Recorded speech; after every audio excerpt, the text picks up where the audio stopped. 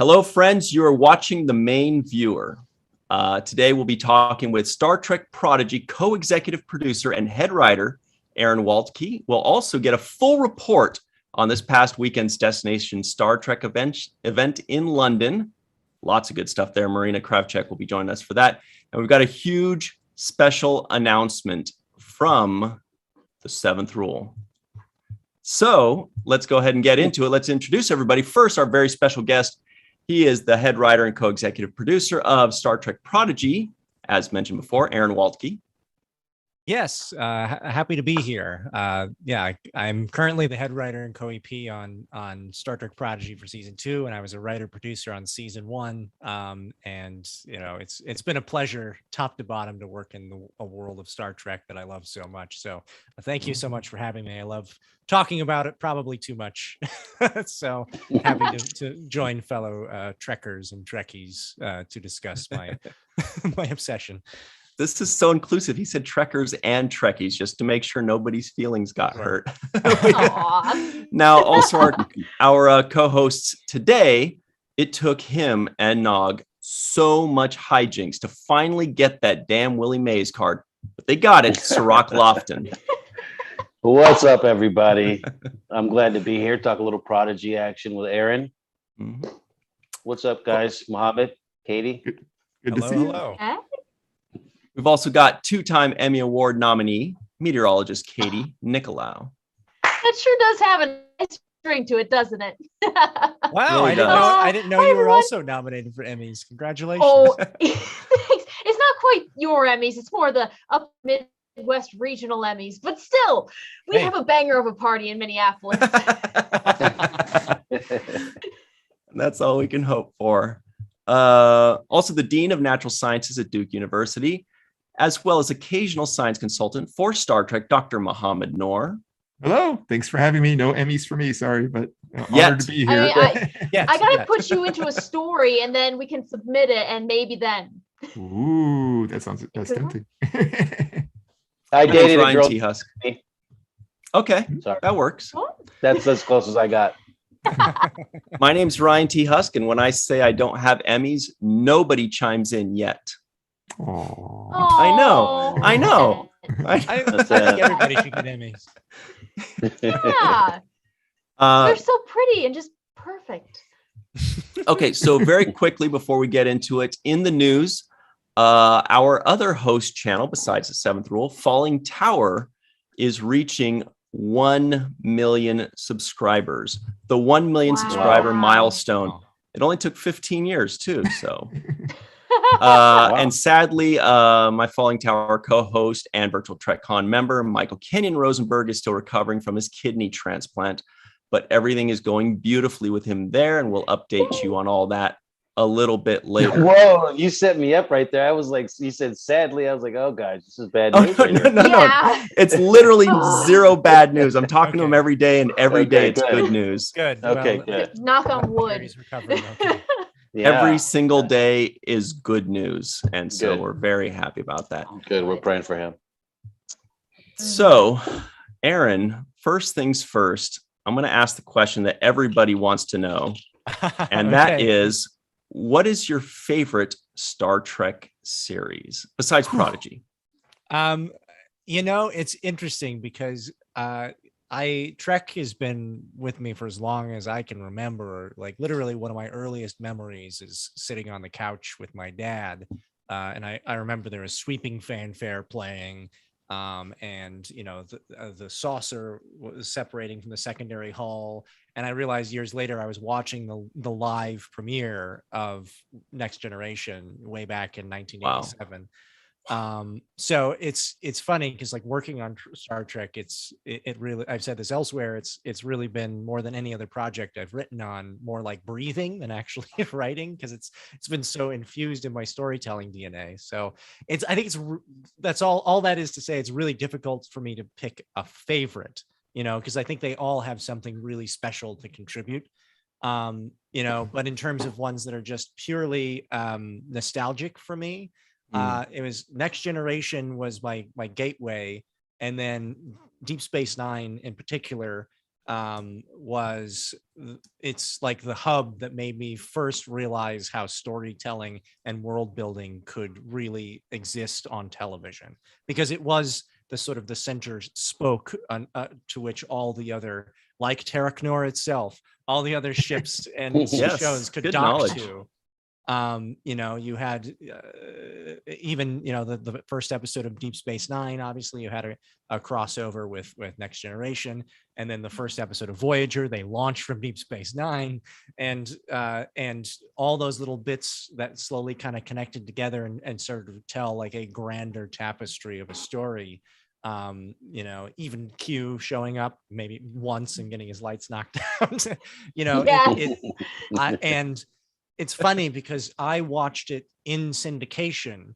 I most of my Trek viewing was, which I guess a lot of people watch Star Trek in the 90s this way. My local Fox affiliate had all the reruns, and they would air TNG and then Deep Space Nine back to back in order, in broadcast order. So basically, I think I was a few seasons behind and just catching up with season 7 for Deep Space Nine. So I got to binge watch the entire Deep Space Nine saga, top to bottom. And I only had to wait like a day to see what happened next. And that was my first exposure to it back in the 90s. So it's funny because I heard whispers of people saying like, oh, like it's so serialized if I miss 1 week, which is ironic to complain about now in the era of heavy serialization and peak TV. But I missed all of that because I just watched it and I was like, this is one of the greatest television series ever made. What are you talking about? And thankfully, history agrees with me, it seems. So Deep Space Nine is definitely probably my favorite, and TNG I think is a close second. But all of them I think are fantastic for different reasons. You mentioned you watched it with your dad. Did you watch, like, you went to Indiana University? Is that right? I think I did. Yes. Yeah. Hey, Hoosiers. Yeah. Hey. Did you have any like college associated Trek memories, like get together with a group of people at the dorm or something like that? Yeah, I mean, there was a little bit of that, the memories I had, specifically Trek related, like Lee Sheldon, who was a writer for Next Generation, was a professor at IU at the time I was going there. And obviously Jerry Taylor, who co-created Voyager, she was an alumni of IU, which is why Bloomington, Indiana, which is where my family is from, is also where Janeway is from.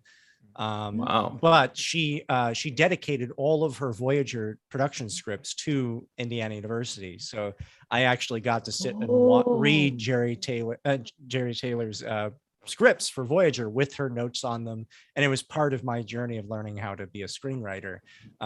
So obviously when they wanted to put a Janeway statue in Bloomington, Indiana as the future birthplace of Janeway, I was the first to donate to that particular Kickstarter. Wow. You're telling me that if I break into IU's archives, I can find those scripts? Because that is tempting, and my brother went there, so I have access. You do not even have to break in. I believe they're at the Eli Lilly Library, which is specifically a library for rare manuscripts. They have all kinds of cool stuff. I think they have an Oscar. They have the original draft of On the Road from Jack Kerouac. They have all of Jerry Taylor's scripts. They have a Gutenberg Bible. They have a Shakespeare First Folio, and you can check out all of them. You can read Shakespeare with a book that was printed in the 1600s and read as Shakespeare might have been holding that very book. It was a very magical place for a nerd who loves libraries. Wow. I was gonna say, did it help you in your career? I mean, in a very roundabout way, I think so. Because obviously Jerry Taylor, being able to read how she wrote those episodes of, one of my favorite franchises and stuff, and just having a reverence for the written word, I think never hurts. So it was kind of a magical experience in a way. I'm assuming it was your father that got you basically started in Star Trek. How does he feel now about your connection to it now? Oh, he's over the moon. He really? He specifically wants spoilers, and then he also is like, "Don't tell me." I just want to watch it. But he was a big TOS guy, and a TNG guy. Those were kind of his two. because he watched it like a lot of people of his generation, in college dorms. I think he watched it TOS when it broadcast live, but then they would air reruns on PBS, which is weirdly how I watched TOS too. I remember many summers at my aunt's house, and she didn't have cable, but she had PBS, and I got to watch all these like crazy original series stories where like Kirk got to fight Abraham Lincoln and stuff. And very exciting and very entertaining for a grade schooler who I felt like I was getting away with something, because they thought it was just PBS. It was educational. Didn't realize I was just watching a bunch of crazy science fiction stories where they fought gangsters on a gangster planet. Mm-hmm. Yes. Speaking So of much gangster, nerd card flex right there. Yeah, indeed. So Aaron, I wanted to know, everybody kind of has different favorite themes and ideas from, throughout the 55-year history of Star Trek. Sure. But in Prodigy itself, what themes that are inherent in previous Star Trek series would you love to, and what do you hope shines through in Prodigy now? Yeah, I mean, that's a great question. And I think the biggest one is something that there's a few actually, and I'll just try to elucidate off the top of my head. I mean, one of them is there's a sort of a preconception that sometimes people have about Star Trek is that it's about a perfect future, which it's not. It's about a better future. But even those people are striving for an ideal that is always on the horizon. It's always across that next star or in that new civilization that you might meet, and expanding your own horizons by interacting with people who are vastly different than yourself, and perhaps vice versa. And so I think in Star Trek Prodigy in particular, that was something we kind of wanted to explore from the get-go. Is like so many of the more traditional Star Trek series start in the heart of the Federation, or at least in a setting where you see people wearing the uniforms, and with the exception of maybe Deep Space Nine, where you're like on the fringe of the Federation, but it's still the Federation as they're on the wild frontier of it, right? But we wanted to, in every one of the series, there's always like they meet someone who's never heard of the Federation. So instead of venturing out and exploring those strange new worlds and strange civilizations and meeting them as the series goes on, we wanted to start with one of those civilizations and kind of immerse it and have them come forth and slowly discover the world of Star Trek that we all hold so dear to ourselves. So I think that appealed to me for a number of reasons, besides just the obvious one, which is that it's like, oh, we can finally have an entry point for young and new audiences to slowly discover a lot of these amazing, sort of futurist kind of ideals and fun tech and concepts, so like the Prime Directive and this and that. One by one, and because we tend to take those for granted, and that's why whenever someone says like, where should I start watching Star Trek, and I'm like, I don't know, binge 50 episodes. Like, here's a list of all the West ones for the last 5 decades, and eventually you kind of by osmosis start to kind of figure it out. But it's a little bit of a daunting task, especially in this day and age where there's so much television out there, and there's so many young people that grew up on Cocomelon or whatever, that they have so much kind of information being dumped on them. It's easier, I think, to just give them a place to start. And that's what I was like, gosh, if I had to explain what I love about Star Trek from both the high-minded ideals and just the crazy eye-popping wonder and world-building concepts, how would I do it? And that's kind of what our room sat down to do. And we realized, like, oh, the idea of the Federation being this place that you can go to, that it's not a perfect place, but it's a place of people striving to be better, and finding people that maybe are outside of that. And we always caught little tastes of it with the Ferengi or Cardassia or what have you, where they were vastly different, but it was always a sense of coming together. And we like the idea of someone of it being this sort of North Star that they could fake it till they make it and slowly embody these ideals that they learn about as they go, and by the end of it realize that that's the place where they could belong and truly discover themselves.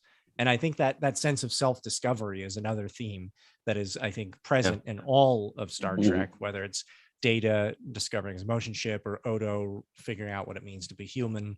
There was always this sort of idea that our better self might be lurking somewhere inside of us, but it also might be out there somewhere, and you uncover it by venturing out into the unknown and being thrown into scary situations and realizing what you're made of. So, I think that finding those themes of togetherness and self-discovery, I think, are very much at the forefront of Prodigy.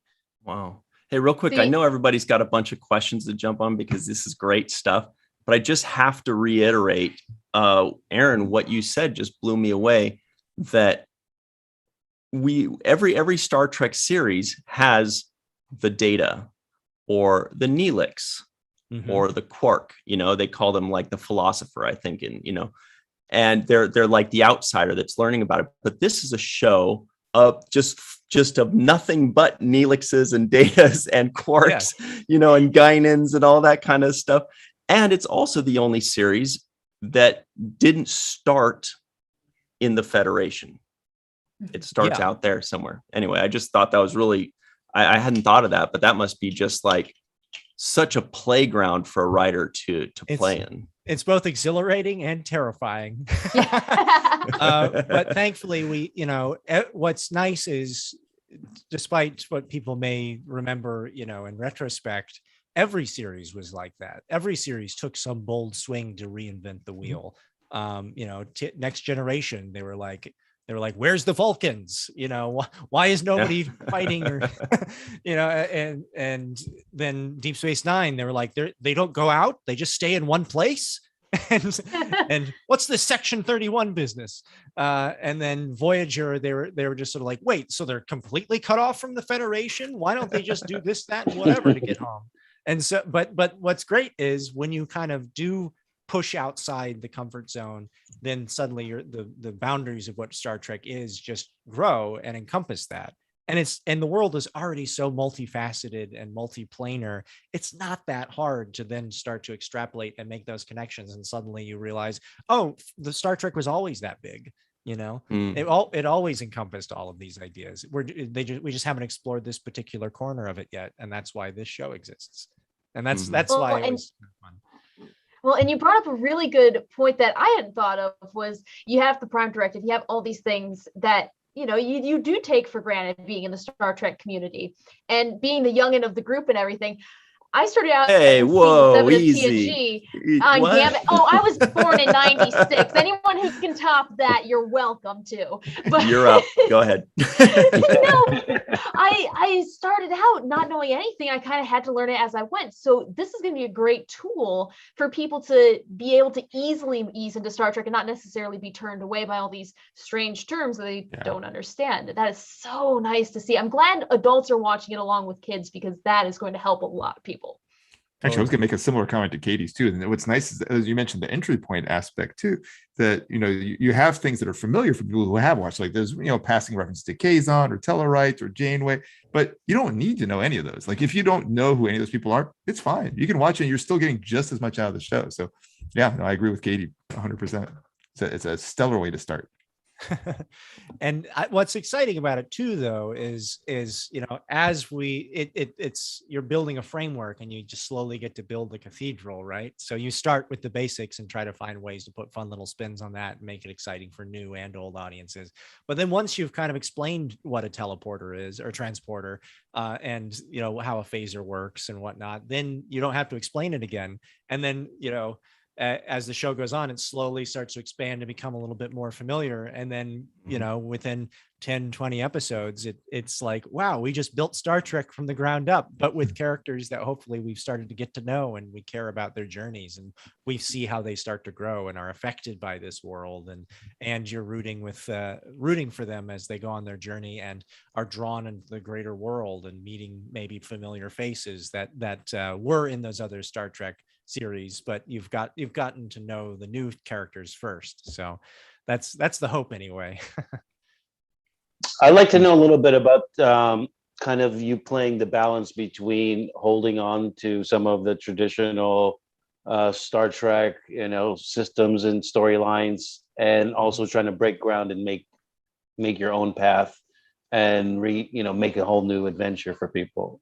What's the kind of struggle there in the balance for you guys?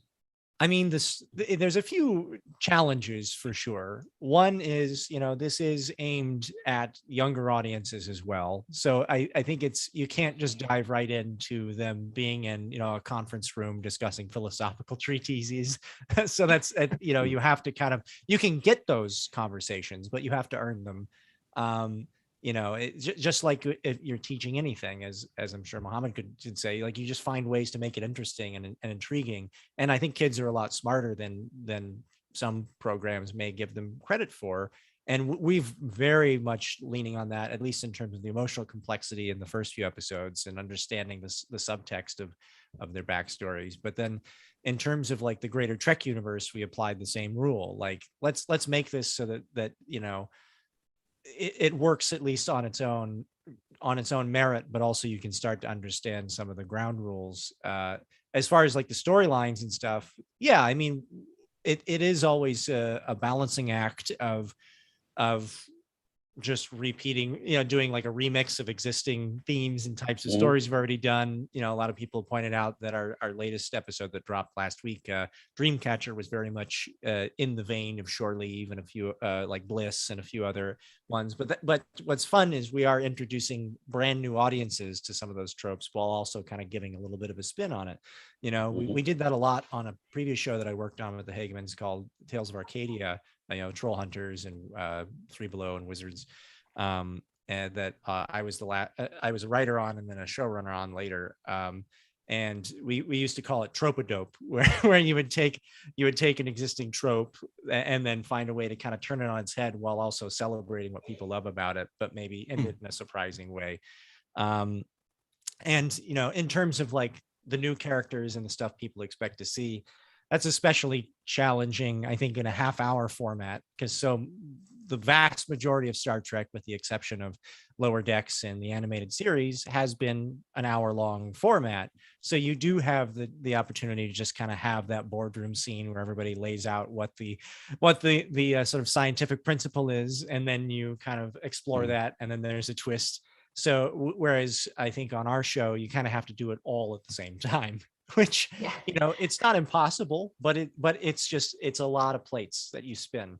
And what's nice is, I think by the end of it, by the end of, the first season and going into the second season, you don't have to lay down the basics as much. So you can start just jumping right into those key moments where you love understanding, how the Heisenberg uncertainty principle plays out, or how quantum mechanics might apply to a 7-year-old who's watching at home. And and but also, how do the Ocampa work? That's an example. I'm not saying they are in the show, but I'm saying as an example, finding ways to drop in fun Trek lore, and if we do, you have to be very either fun little Easter eggy about it, or you have to kind of go whole hog and say, that's what this episode is about. This episode is about learning who the Klingons are, or what, or what a transporter buffer does, a pattern buffer, or, and then that's it's very much an art and a science, I would say, as far as like, when you've overstuffed it, and then you have to kind of peel back and then say, oh, we love that idea, but let's put that in the next episode. Yeah. But that's what's nice about a serialized show too, is like you could do that. Right. Yeah. So here's something that I've always been curious about with various people in Star Trek. And with you, it seems you've been a pretty big fan of Star Trek for a long time. So it begs the question of, how did you get the perfect gig? Was it something to where you fell into it, and you were just like, wow, this is amazing. How did this ever happen? Or were you like kind of gunning for it, kind of like aimed your career in that direction and tried to make it happen? Well, yeah, I mean, I think with it, anybody in the entertainment industry, it very much is sort of like luck meets preparation. So for me, I was always very much, as I said, Star Trek and the greater science fiction and fantasy genre writing type stuff has always been very much in my storytelling DNA. I am a genre writer. You know, I can appreciate a movie like, I don't know, Monsters Ball, but I don't know if I could ever write it. But if Monsters Ball had literal monsters in it, absolutely, I could write that.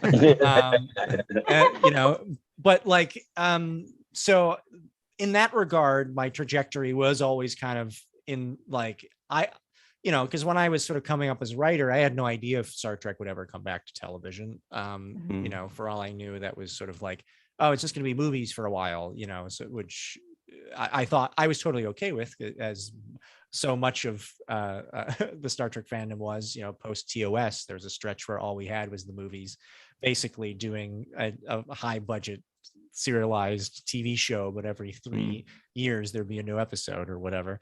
But in terms of like how this particular project I got to be on it, you know, I first worked with the Hagemans on Tales of Arcadia.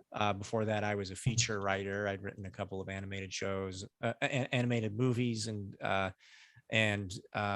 worked on a couple of streaming series and such. But I had yet to work on TV. So, you know, it was a Guillermo del Toro project, and Guillermo was very passionate about the show. And I loved Guillermo del Toro. And so when one of my scripts found its way over to DreamWorks, they basically recognized that we shared a lot of the same sensibilities in the Hagemans.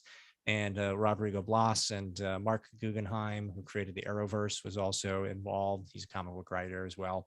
You know, and they all were like, wow, this guy really can write this type of stuff. Little did they know that like Guillermo was one of my artistic heroes. And so long story short, the Hagemans, you know, brought me in on that project, and that was almost a decade ago.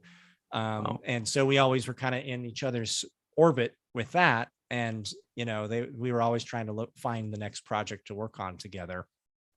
And I had gone off and worked on a spinoff of the Lego movie. And then, you know, while I was show running or co-show running the final installment of Tales of Arcadia, they had their office right next to mine, you know, while they were working on the Tales of Arcadia movie that was going to wrap up the whole franchise.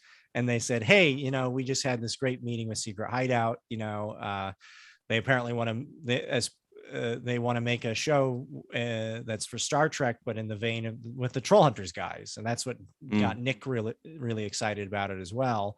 And I was like, ooh, you know, and then I was just very sort of casual, like, oh, why don't you make that character a hologram? And we should set it in the Delta Quadrant. Oh, I don't know, post Nemesis. And so then they went back and, you know, because they liked Star Trek, but they were more a fan of the movies. And so, you know, we were but we would always kind of informally help each other with our projects and talk about stuff. And so by the time that the show actually got greenlit, you know, I was, you know, basically employee number one, they said. So, oh, wow. Nice. Yeah. So that was, so in that regard, it was nice. And, you know, and the room on season one was truly phenomenal. I was like, myself and Chad Quant, who I worked on with Tales of Arcadia, and then the Benson sisters, who you know, they worked on the 100 science fiction show and wrote for DC Comics, and then Lisa Schultz Boyd, Nikhil Jaram, and then you know, Deandra Pendleton Thompson, who came over from Picard. She was the writer assistant on Picard, very talented writer, and she's been a great staff writer for us on the show.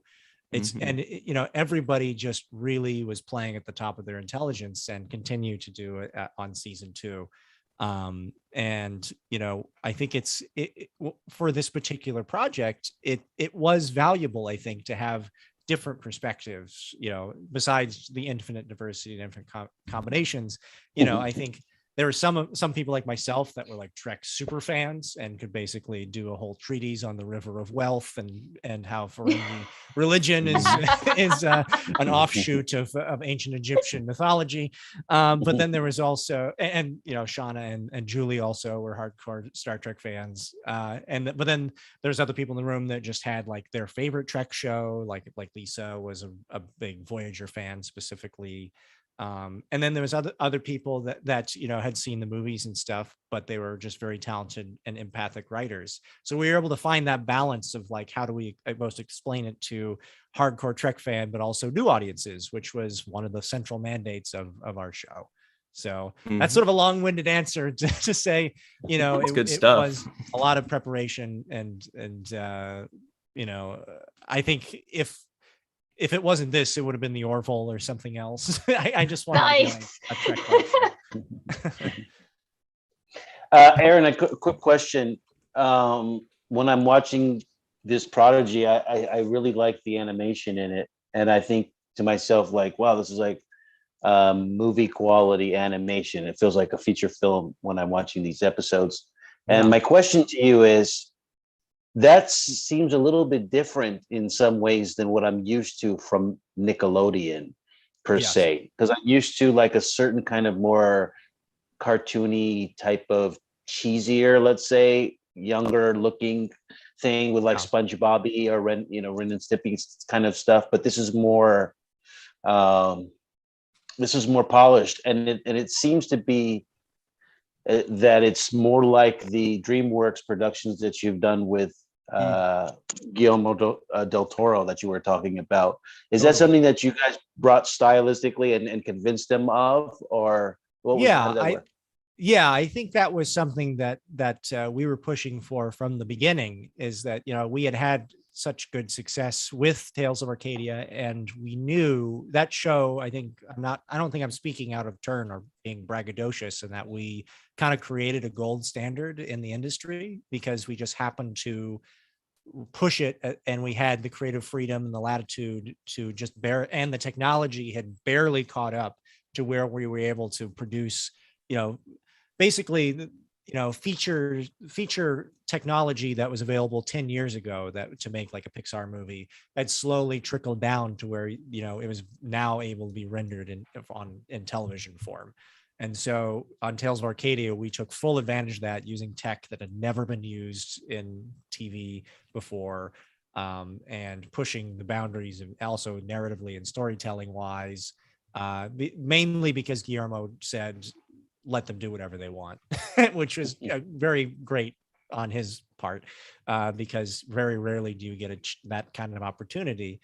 And we took full advantage of it. And it was very much a steel sharpening steel situation where everybody was like, look, we don't know if we're ever going to get to do this again. Let's just go for broke, like swing for the fences. And we did. And even where like some of the upper brass were like, hey, can you cool it? You're making our movies look bad by how great this show. And we definitely brought that sensibility to Nick, and to their full credit, they were like, yes, do it. And Nick, even the folks at Nickelodeon were like, we've never done anything like this before. And that's what excites us about it, because it's a chance for us to push the boundaries. And, and Nickelodeon for a very long time had a very wide spectrum of shows, and before Brian Robbins took over, it had started to become a little bit more focused in the sort of, as you say, sort of the house that SpongeBob built. And they were, when Brian Robbins and Ramsey Nato and whatnot took over, they made very clear in the press, and true to their word, they were like, we want to take some bold moves and just see what else we can do with the Nickelodeon brand. We don't want it to just be a very narrow purview. And so similar to Tales of Arcadia, they said, you tell us how to make this show. And so we and Ben Ibon was, I think, a quintessential to kind of finding a way to really hit that cinematic quality and have this be not just be, as the Hagemans have often said, like, you know, the little Kirk and Spock show. They didn't want it to be just sort of like something you could easily dismiss, but be sort of like the little brother that could kind of punch upward and say, hey, pay attention to us. And obviously there's a bit of a balancing act there too, because the Nickelodeon obviously wanted this to be accessible and entertaining for young audiences. And I think that's an important thing too. When you're trying to go for the co-viewing experience, you need to have jokes in there for that the kids can enjoy, and also stuff for the adults to enjoy.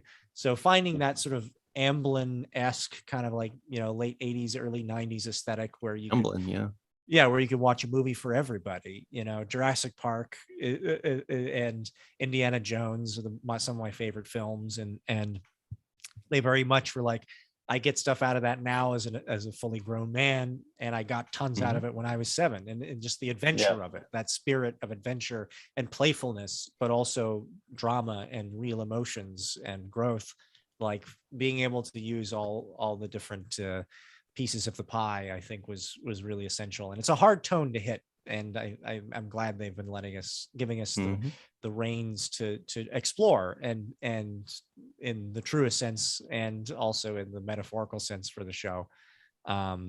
So yeah, it was very much intentional, and thankfully everybody on our team is like, let's just try to do what we can, you know, really push the boundaries of technology and storytelling, especially on TV.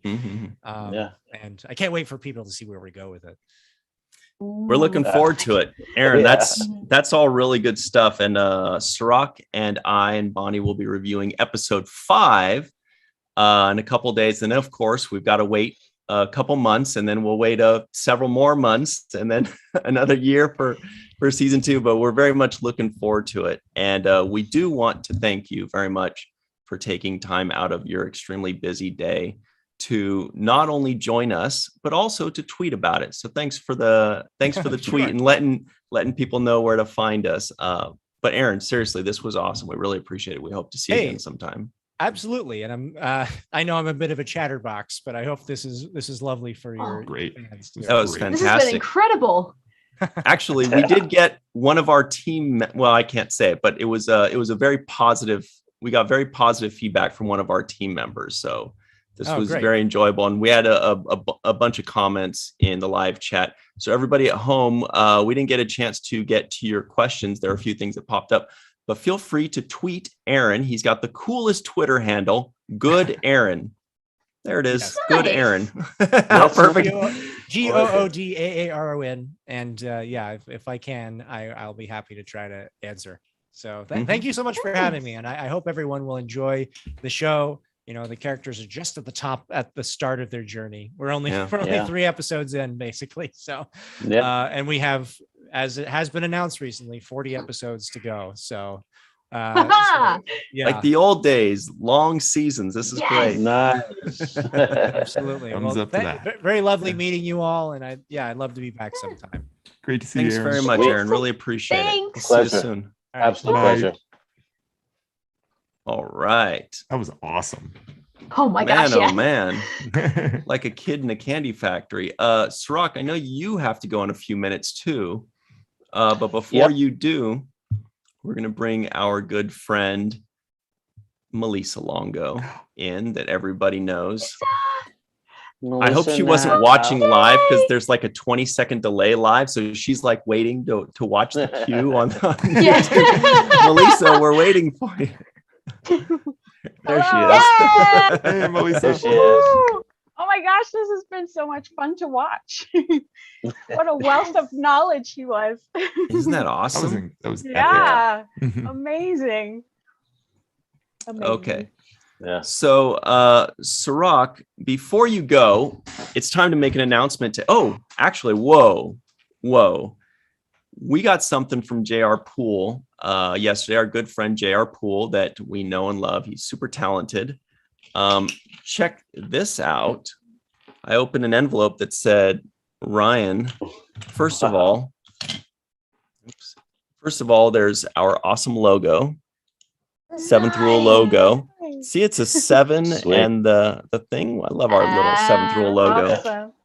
And this is also a JR Pool Oh, creation. I love that here. Oh, wow. I love that too. And let's see, how's this one go? We love that one. Yuck. Yeah. Oh, yes. Okay. And lastly, oh well, this one less. You guys, it's everybody listening in. It's That's it's a button that says Pun Master Husk. I forgot people that are listening. Actually, it should be Pun DMC. What do you think? No. The Orion Syndicate. I like Fun Yeah. Master. It's a little like Fun Flex, you know? DMC. Yeah, so everybody listening in, there are some really cool buttons, but here is the cool part. There's also an envelope that says Longo on it and an envelope that says Lofton on it. So you guys are getting some Ooh. goodies too. Ooh. Thanks, Yay. JR. JR's Yeah. the man, man. Yes, we love you, He's JR. the man. Awesome. Great stuff. Sure you supported Black superheroes. Yes. Mhm. Heck yeah. Yes. Yeah. Yes. Okay. Yeah, we'll include the link for his website in the description box below. Good point, Sarak. Also, we have an announcement at the 7th Rule. We are going to be launching an Indiegogo campaign. So it will be very fun and very cool for us. Well, and for you guys too. But basically, what the whole point of this is that we are relaunching our audio podcast and expanding the show. You know, we're coming, season 5 came to a close. We're opening up season 6.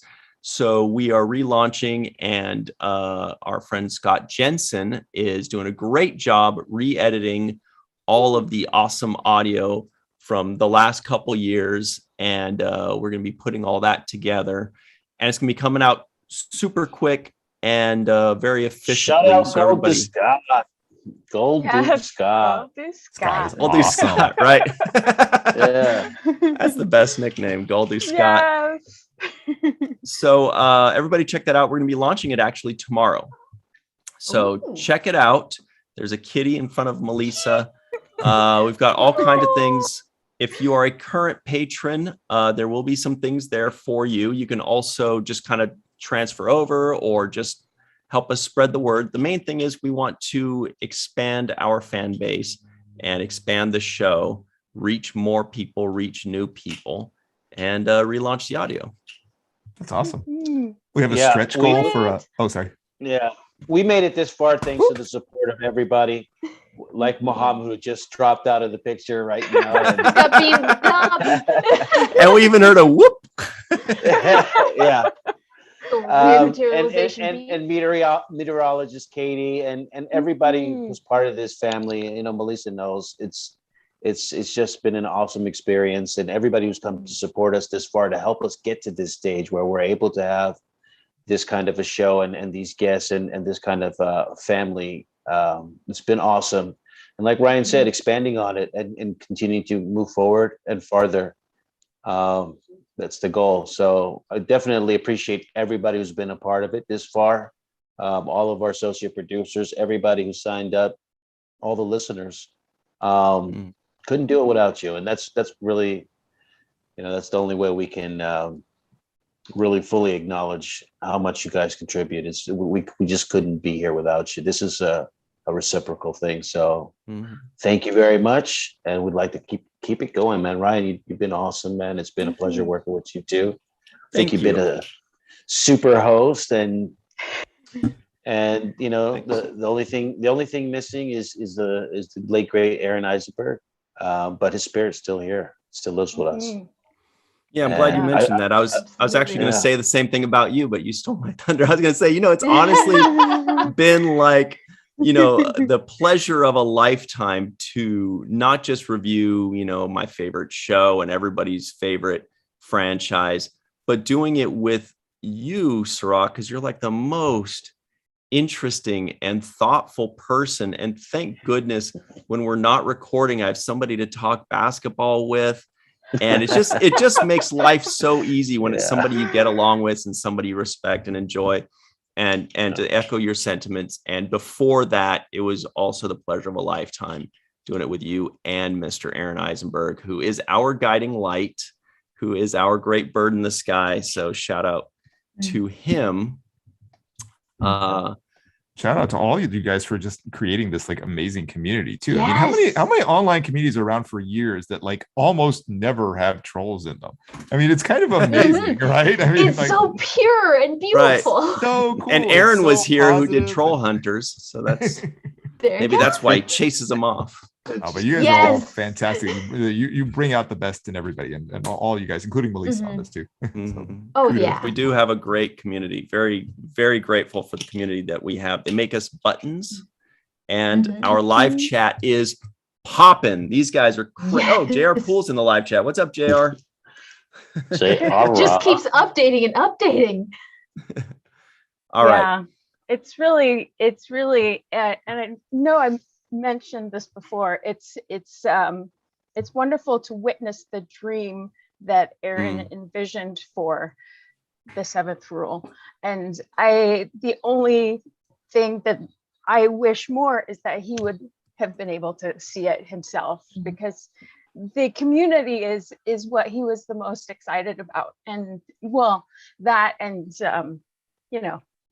a lot, rekindling his friendship with Sirach and working with Ryan, and it was his, it's definitely part of who he was, and yeah, that's all. And we love having So- you be a part of it too, Melissa. This is Yeah, great. Totally. Yes. Really enjoy it. And many more to come. Really looking forward to more. And everybody at home, go check out our Indiegogo. If nothing else, hey, just go say hello. And if you just want to throw $1, that's great. That's that's all we need. That's like, boy, oh boy, that's like 15 quatlus or something. To have a Isn't that a stretch Star goal of a Wars seventh reference? rule documentary if you could get past some level. Oh. Right.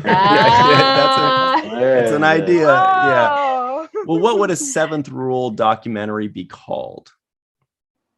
Mm. Your ears open. Yeah. Ears open.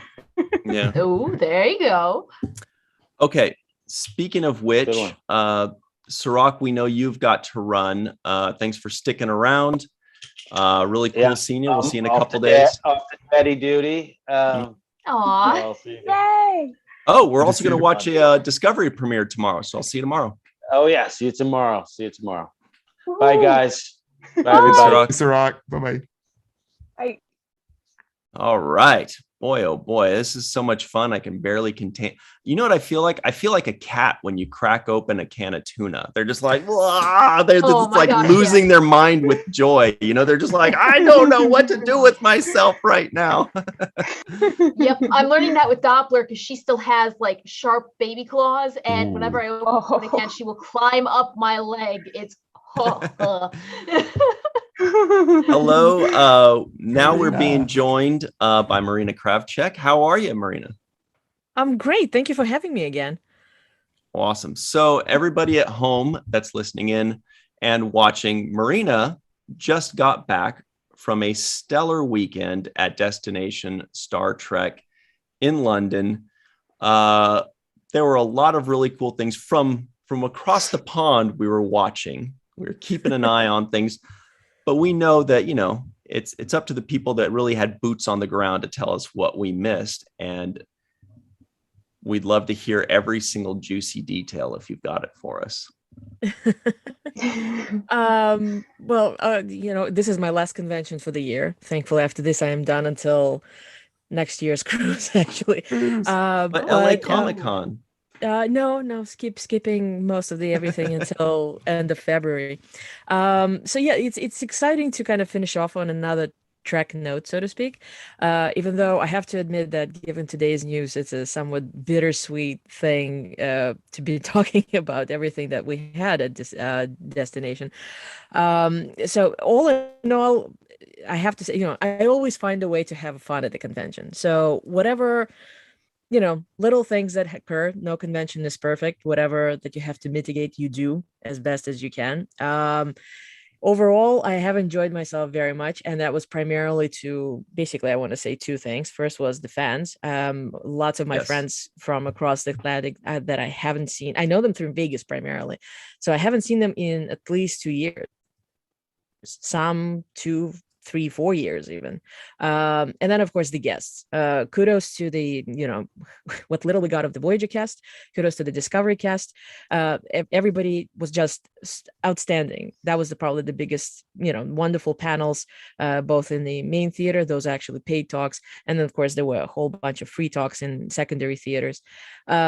Tremendous just to kind of wonder about it, and kind of, it's I wouldn't call it the same immersive effect that, for example, Star Trek Las Vegas has, but still it's a Star Trek convention, and you do get to hang out and do the photo ops and the autographs, the usual things that we do at conventions.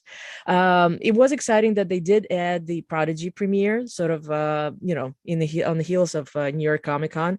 You would get another convention that actually had it as an actual event.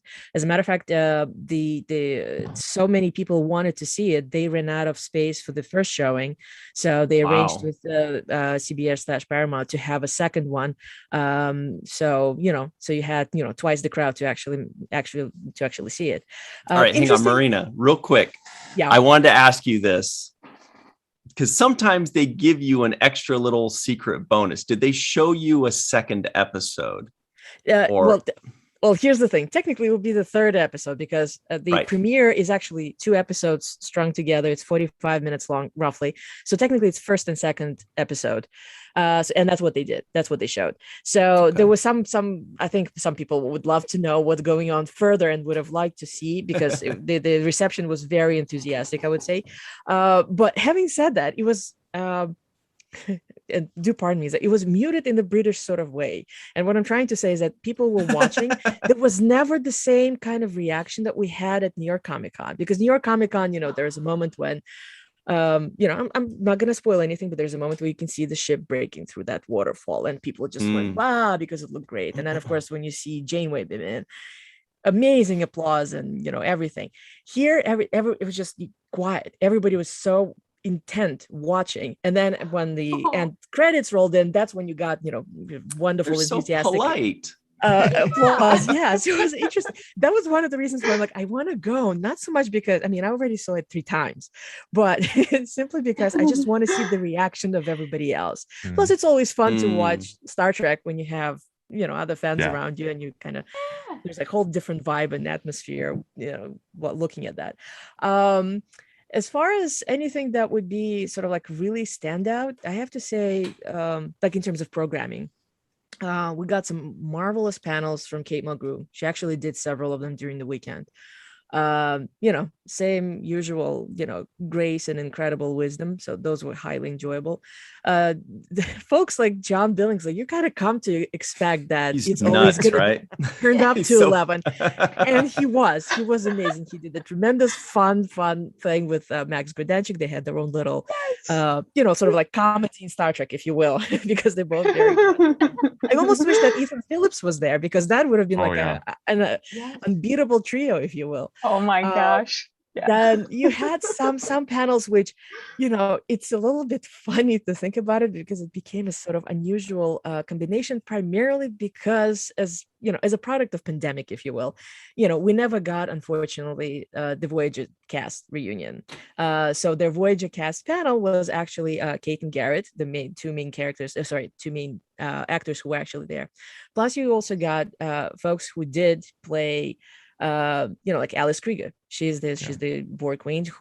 She was Borg Queen just in the end game, but still, that's a pretty major part of Voyager, the whole thing with the Borg. They did get Martha Hackett, who's a tremendous villain from the early seasons. And then, of course, there was a somewhat unusual one, and that was just a single cameo role in his part, Tintin McCune, who played Janeway's holographic lover. So they started the panel with, Kate came up and she's like, isn't that the most remarkable thing that we have here? You have, the main nemesis, the trader, the holographic lover, and the ensign. That's your cast. Really an unusual thing, but that was a fun panel. And then something similar for TNG was called the TNG Memories, and really we only had Marina Sirtis. Everybody else was, those who would they had Elizabeth Denneke was a guest. She played Commander Shelby in Best of Both Worlds. They had Mark Rolston, who literally had, I think, one appearance in TNG, and I can't tell you on top of my head the name of the episode. So it was sort of like this. You have the combination of the main cast actors and people who did just a cameo or a recurring role somewhere. Also, wonderful thing was great to see folks from Voyager documentary. David Zappone was there. Lydia Fadja was there. Joe Corbett was there. Of course, Gary participated because he's part of the whole production. And I know that they did a wonderful get together at, I believe the name of the pub is the Fox, sort of a little thing. So it was like, the whole weekend was made up of this wonderful little moments. And again, I can list all the pros and cons of everything that was going on, but I do prefer thinking about just how much fun I actually had with my friends. I did manage to bump into 20 or 30 people that was like, guys, haven't seen you since like do you have any shout outs to give? Let's see, Daiki Hoffman. She's wonderful. She's a fan from Germany, so she was kind of like we shared both the experience of coming to UK, which let me tell you, things have changed a little bit. It's not just showing up with your passport. You have to do a whole lot of other things because of COVID. My friend Fiona Burt, who's actually a kick-ass Janeway. Mind you, the cosplay was really, really outstanding. You will not believe how many Janeways, obviously Kate was there, so they had to, how many Janeways showed up. There was some related cosplay that made me crack up. There was one lady who if you just look at what she was wearing, you wouldn't know what it was, but it was meant to be like sort of like an Irish lady's and she had this giant sign that said "The Deleted Wife." Love that. That was so hilarious. Amazing. That was wonderful. And then a couple of my friends, Eve England was there, and Eve England. All right, right. we finally met in person because we've been friends virtually for quite a while. And Emma Copeland, and you know what? I can be probably sitting here and listing a whole lot of people for, but some of my friends. I actually, Rebecca, she's actually American, but she does live in UK. So we had this very interesting. It's like we've never met in person again because she's in UK, but it was just. It's the fans that made the weekend. I'm gonna say that, like everything else sort of like became this wonderful thing on top. There are other things, discovering a different location. I've never actually stayed in this particular part of the city, the Docklands. So it was curious to sort of like find my way around, and it's rather interesting. I don't know if you ever been in that part, any one of you. So London Excel is quite a way. I've only from been center. to London, but nowhere outside of there. Hey, real quick though, Katie, we know you have to run for work. Yes. So you hop off, and thank you so much for playing with us. We'll see you soon. Yes. Oh, thanks for having me. You guys are great. Love you guys. It's great seeing you. Yes. Bye. So where in London is it? Because it's London Excel. It's out in the Docklands. So that's the area that used to have major docks. And then my understanding is that the area has been rebuilt. So it's quite different right now. And it has a lot of venues of this sort. So London Excel is a giant convention center. So, I'm going to say, oh gosh, I tried to kind of think 30 or 40 halls where you can assemble and do whatever, trade shows, conferences. As a matter of fact, as we were walking through, there was a veterinarian expo of some sort in one of the neighboring halls.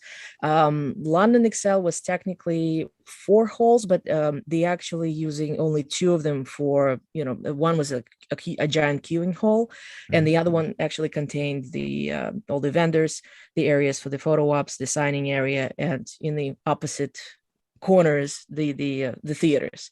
I'm doing it like this because it was not a separate separate room. It's not a separate hall or conference, whatever. They literally just separated with giant curtains, and that's what it was. That was the stages for the Q&As and presentations.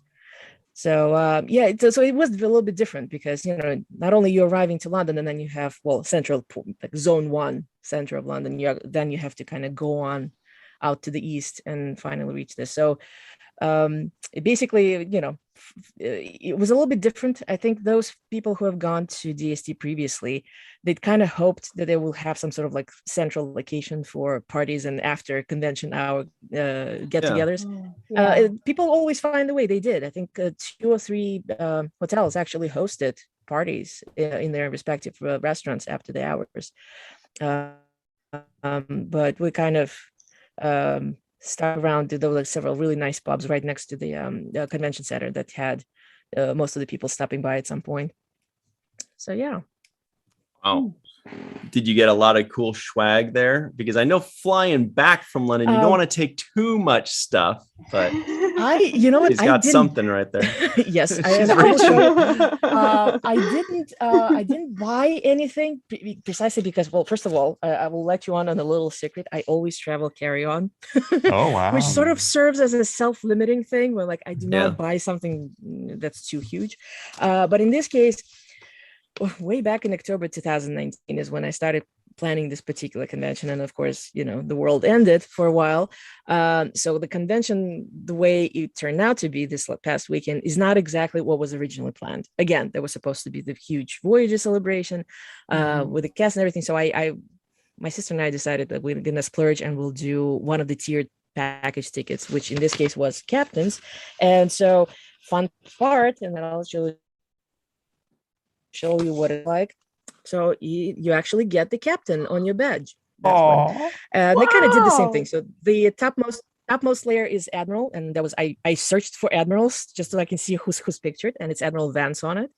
The commander had actually 2 commanders that had Commander Data and Commander Riker, and the lieutenant had Bolano on it. So it was very nice, very fitting, and as you can see, it actually has this little like a rainbow, like hologram effect. Very nicely done. And then with the tiered packages, you have different like little swag bags. One of them, and unfortunately it's nowhere near me, it appears very nice. You know what, as I'm speaking, maybe I'll pull up a picture so I can actually brag about it.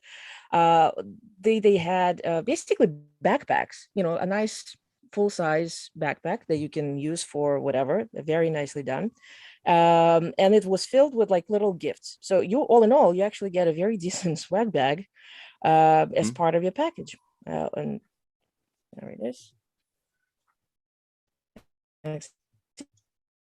It says Delta Flyer on it and the flight crew. So it's actually the logo of the convention. Wow, a backpack too. That's pretty good. And inside, because we were captain, we actually got a very nice one. So you get a hat, and you get a mug, and you get a nice pen. It actually has Ladies of Voyager on it, so Janeway and I was kind of hoping that some of these you can buy at the official merchandise table. A lot of these were not there, so hey, exclusive items. My you get some random stuff, Captain Proton, lanyard, and Joe Picard, what do you call it? That thing that you put under the drinks? Yes, coaster. Thank you. Nice. Some of this stuff, some pins, very nice. So like a nice little selection. My favorite was, and that was obviously specifically done with Voyager reunion in view. As a matter of fact, the artist himself. They have a beautiful like a mini poster of the entire cast, and like as I said, as a matter of fact, if you notice, it's all 10 of them. So it has it has cast too. And 7, yes. Yeah. And the artist was there, so you could stop by, talk to him about his artwork. He would, sign this for you for free. So all in all, lots of little, like as I said, lots of neat moments. And the whole weekend, actually, I had tremendous fun. Hey, real quick, we do want to give a shout out to Mr. Glenn Iverson. He just did a comment where he said, "Hey, Chat Pack. Sorry, I've been so quiet. I've been listening, but I'm working on a project for work. This episode has been a blast to hear." So, Glenn, we hope you heard that. We just want to say hello. He's always great in the chat. Mohammed, have you ever been to Destination Star Trek? I never have. No, I don't think I've ever been to any Melissa? convention outside the US. Yeah, I have. Melissa's like, I have, no big deal. Whatever. when it was in Germany and Birmingham. Nice. Yeah.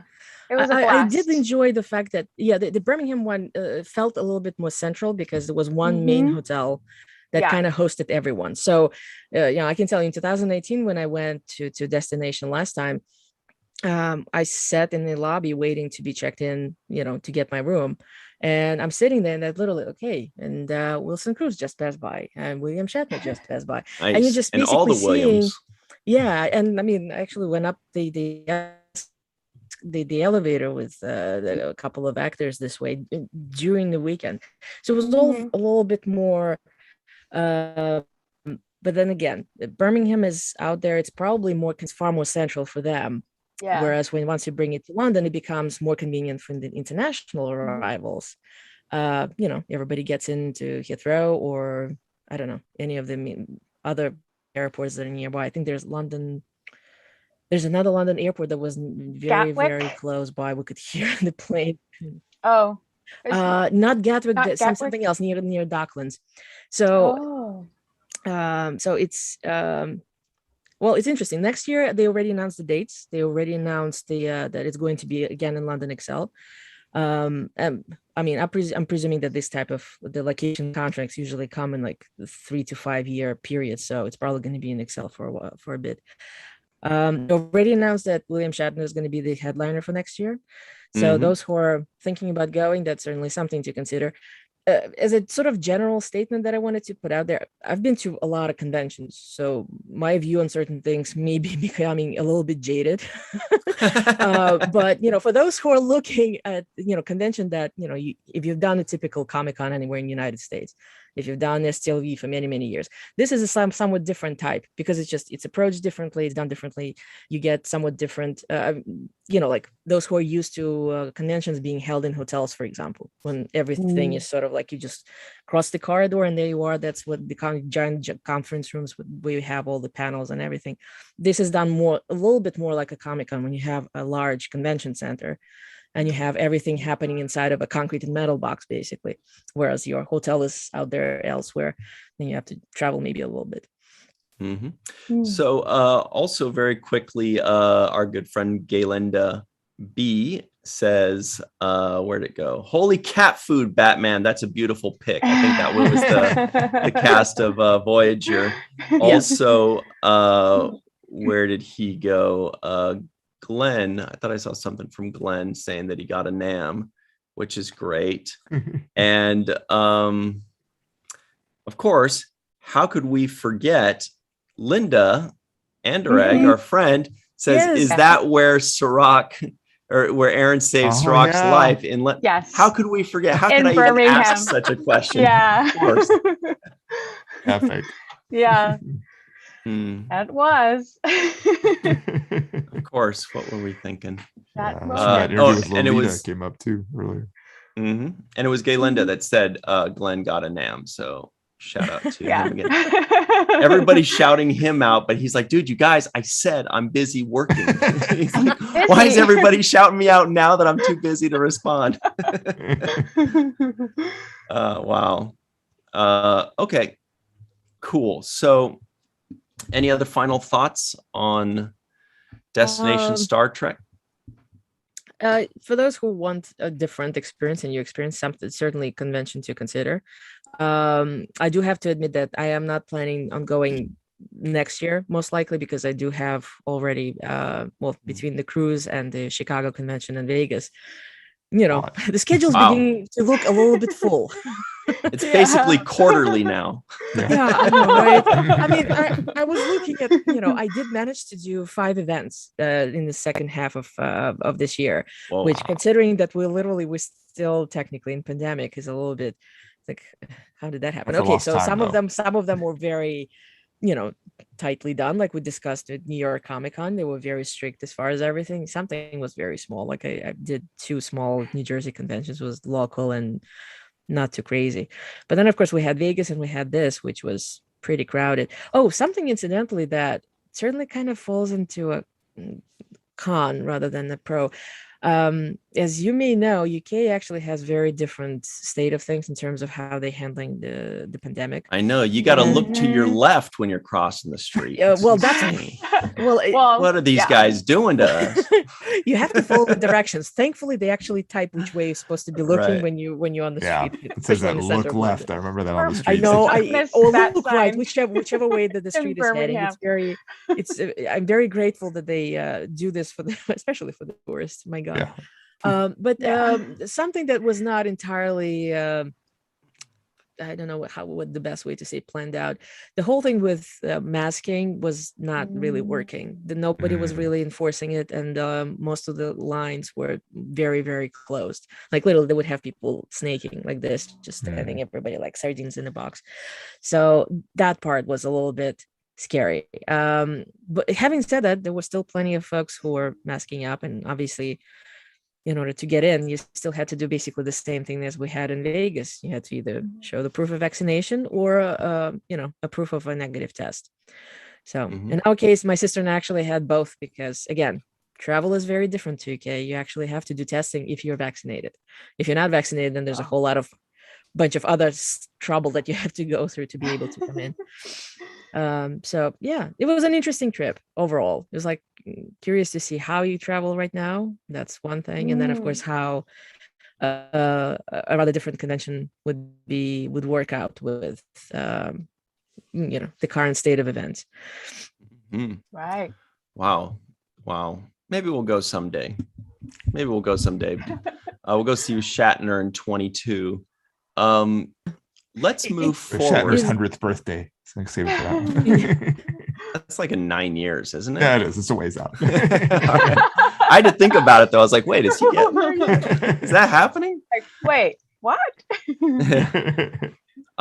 So we promised an update about Falling Tower, everybody. So Falling Tower, last time I checked, which was today, because I'm obsessive about that stuff. It was like literally right before we came on and while we're on, but whatever. We're at 999,900 subscribers. My gosh. So God, so close.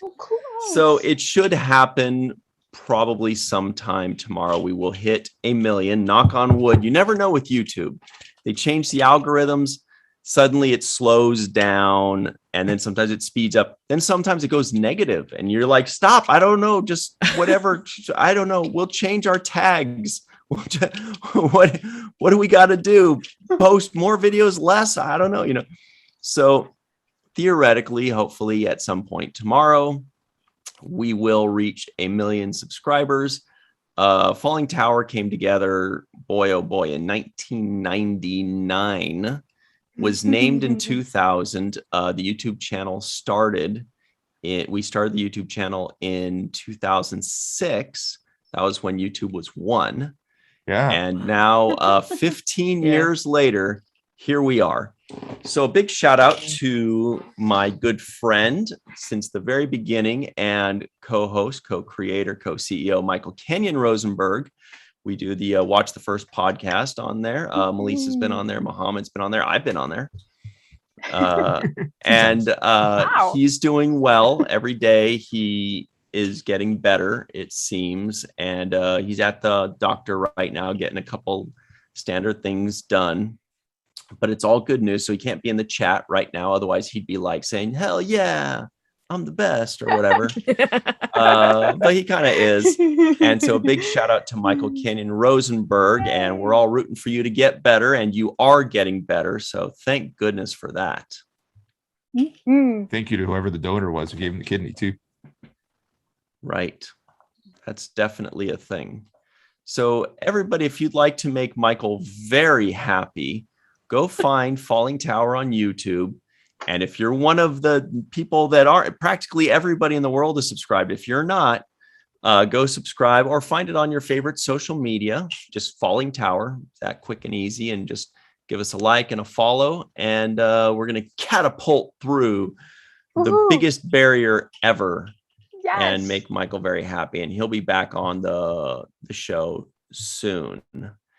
Any thoughts on that, Melissa Longo? That's so exciting. It's so exciting. Yeah. I'm excited for you both. And watch the first if you haven't watched the first. It's such a great show. You need a It's meta so one of watch the good. first of watch the first. Yeah. So good. We would give it such a hard thumbs down if we watched the first episode. We'd be like, nope, would not recommend. Nope, won't. No, thank You're not you. gonna watch the second? Well, I'll watch the 90th because that's where we are now. But Wow. no, everybody at home, go watch that. That's For oh amazing. boy, it is so. Oh, it's delicious. You'll love every second of it. The first So good. episode we reviewed Star Trek Picard with our friend and actress Lila Shacker, who, by Wow. the way, is also our guest this week. We'll talk about that in a minute, but Oh, that's yeah. pretty funny. Nice. I didn't even think of that. Nice. So, we started off on the right foot. We did Star Trek, and then we did Mandalorian and all kinds of other shows that were good and some that were less good.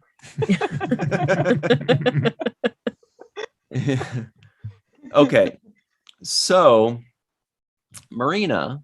Yeah. Where can people find you online if they want to hang out? Is there your Twitter handle you want to give, or a group that you hang out in that you want them to find you in? Yeah, sure.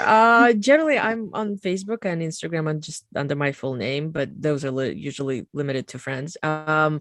More publicly, I am on Twitter. You can find me at Dracorex, Drakkkorex. Actually, the same thing that I actually use on YouTube when I'm participating on the Oh, other nice. side. Yeah. Oh. And then I co-host Shoreleaf, your Star Trek Convention Community podcast with my friend Jesse Okando. And Jesse. both of us. I can't wait actually to record the DST because I'd like to go into more depth into my experience. We both are part of the admin team for the Star Trek Convention Experiences group, and that's basically on Facebook. It's a group on Facebook. You do That's events basically for Daily Star Trek News too.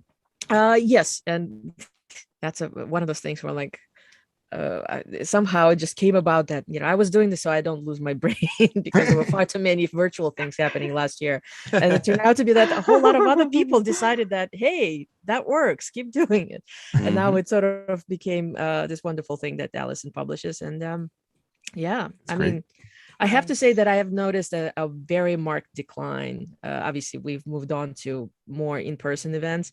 So on one hand, it's great. Yay, we're back to having an actual working convention circuit that's, based on what I'm seeing, is very much starting to kick in. On the other hand, it's of course unfortunate because not everyone can go to a convention.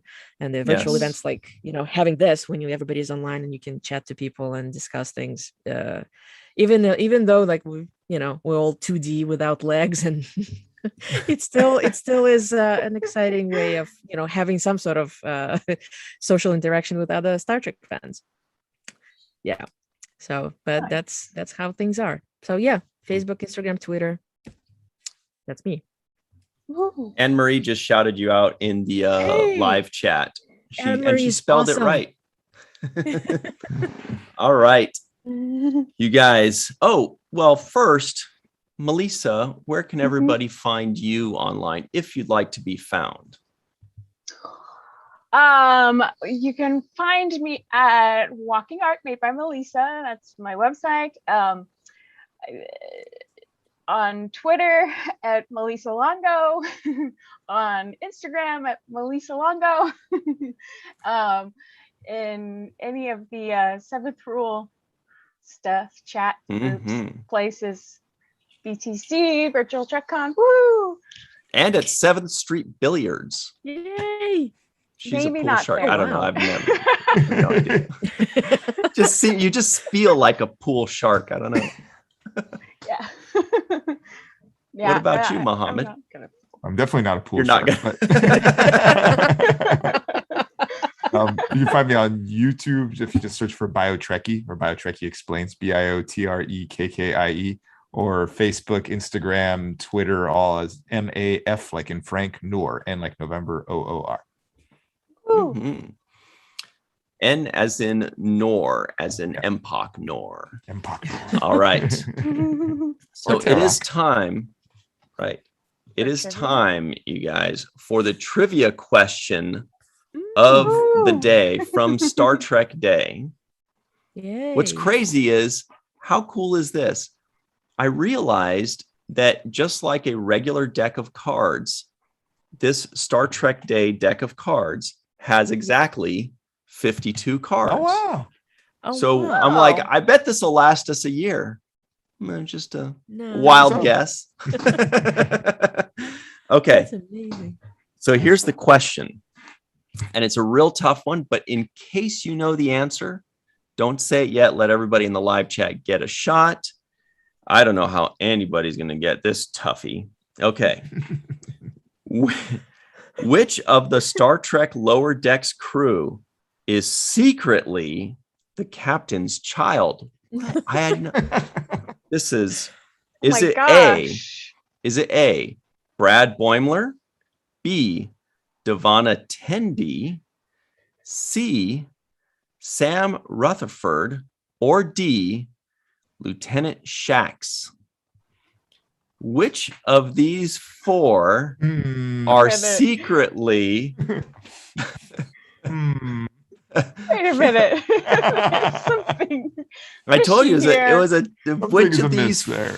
four is secretly. Oh, did I misread D? Oh no, it's not Shax. It's Beckett Mariner. My bad. I misread that one. It's one of those four for sure. I just like is the what- chat Wait a melting? minute. Oh, yeah, No, they're all already saying answered it. Mariner. They know. Yeah. But it was funny when I said Shax, Melissa looked like she just ate a lemon. She was like, wait, what? I don't. It would have been funny if C said Beckett and D said Mariner. I'd be like, wait. Yeah, that would be Yeah. Oh, wait. Sorry, we got to tease it. We'll give you the answer in just a minute, everybody. The suspense is going to kill you. This is the upcoming schedule of the week, similar to what Marina does, but she does it for everybody. We just do it for a few people because that's too much work, Marina. You're too good at this. So yesterday, the Seventh Rule did a premiere of season 5, episode 25, In the Cards, the quintessential Jake and Nog episode. Yes. Such a good episode, In the Cards. Great discussion. That is available right now on the Seventh Rule to watch and comment and enjoy. Also, this Thursday, it's a double day, you guys. Mhm. Prodigy and Discovery are both dropping, which means the Seventh Rule is going to have to double dip and watch both new Star Treks. Wow. Boy, what a tough life that is. So at 6 p.m. Pacific, 9 p.m. Eastern, we will be releasing the review of Prodigy episode 5. I've got in my notes episode 4, but it's episode 5 with Bonnie Gordon, who does the voice of the ship's computer, of course. Then right after that, at 7 p.m. Pacific, 10 p.m. Eastern, we will turn the page and review the first episode of season 4 of Star Trek Discovery. Then, man, what a crazy week. That's good stuff. Then on Sunday, we've got the Sunday Minicon, Virtual TrekCon Sunday Minicon. It's going to start. It's going to have the Virtual TrekCon 2 video from before, the Star Trek pitching panel. All these writers who have pitched successfully to Star Trek, and they've pitched their ideas and got episodes. And it's a really fun panel. So check that out, but only if you're a Star Trek fan or a writing fan or bored. And Falling Towers, Watch the First podcast. We will be reviewing the first episode of Fantastic Four. It's an animated series. I think it's like Fantastic Four, World's Greatest Heroes. It's one of the couple animated series on Disney Plus. And that is with actress Lila Shacker, who was also our first guest 90 episodes ago. And let's see, that all starts with a new Deep Space Nine review at 9 a.m. Pacific, 12 p.m. Eastern. And lastly, next week on the main viewer, check this out. Our special guest is Brian Volk Weiss. He's the executive producer of the History Channel docuseries, The Center Seat, 55 Years of Star Nice. Trek. as well as the Netflix series, The Toys That Made Us, and so much more. But Marina already knew that as soon as I said his name. Yeah. Oh God. Have you seen the first couple episodes? My God, it's amazing. No, but not yet, but I did see the first couple episodes of The Toys That Made Us, and I remember going like, oh, what's this little thing? And I got stuck watching it. Like, you get like Nice. hypnotized, it's really cool. No, they do. I like the fact that Gates narrates it, because it certainly gives this additional flavor. I can't say that the very first, the premiere was obviously about the original series. I can't say that I learned something that I didn't know before. Actually, I did know pretty much everything. Well, you know everything, Marina. Nobody can that's tell a high you something bar. you don't know. Hey, I'm actually, I need to watch the one about the animated series again, because I have to admit, I'm not a completist. I don't That's throw the things best. at me. I have never seen an animated series. What? But, What? No. What? No. It happened. That's not a thing. You can't. That's not. But it was very nicely kind of like they did a nice spin on it, where you don't have anything dragging back, but they managed to capture all the little like main events that kind of led up to having the original series. Everything from like a little bit of even the background history to how Lucille Ball ties into this whole thing, for those people who are not aware that she is the godmother of Star Trek. So yeah, definitely check it out. I can't wait. I have yet to figure out how to get to the part that's on their, I mean, I probably will sign up for their streaming service, because part of it is shown directly on the channel and part of it is via the streaming service. Yeah, I think it's the first 3 episodes. First four. I think. It's 4? Yeah. I thought it was 3, but I don't know as much as you do. So I'm gonna guess that you may be onto something. So just to close out the answer to the trivia question, everybody's like stressing. They're like, I gotta know. There are a lot of people guessing Mariner, surprisingly. And J.R. Poole said Mariner sauce. Good knowledge, J.R. Poole. Because the moment we have to do the sarcastic welcome salute. Right. War Dog Heim, in all caps, said, no, it's Shax. He is sure of this. But no, it is actually Mariner sauce, everybody. Only J.R. Poole got that right. Medallion said Riker. Who said Riker? Medallion. Oh, that's funny. All right. Well, that's it for us this week, everybody. Boy, this was a lot of fun. Mohammed, thank you very much. Melissa, thank you so much. And Marina, thank you very much. This has been very entertaining. Hopefully for everybody else. For me, it was. Fun. So much. All right. Fun. So everybody at home, please be sure to give this video a like, comment in the comment section below. If you think we got the trivia question wrong, if you think it really is Shax, you let us know in the comment section, or if you've been to Destination Star Trek, tell us what you thought of it. And also, for goodness sakes, tell us how cool Aaron was, our guest. He was so good. Really loved having him on. And that's about it. And beyond that, your only homework is have a great week. That should be our catchphrase. Yeah. That's a good catch. That is a good Happy Thanksgiving. You're right, Mohammed. That's good. Well, what about this catchphrase? When you're looking for really cool catchphrases, put it on the main viewer.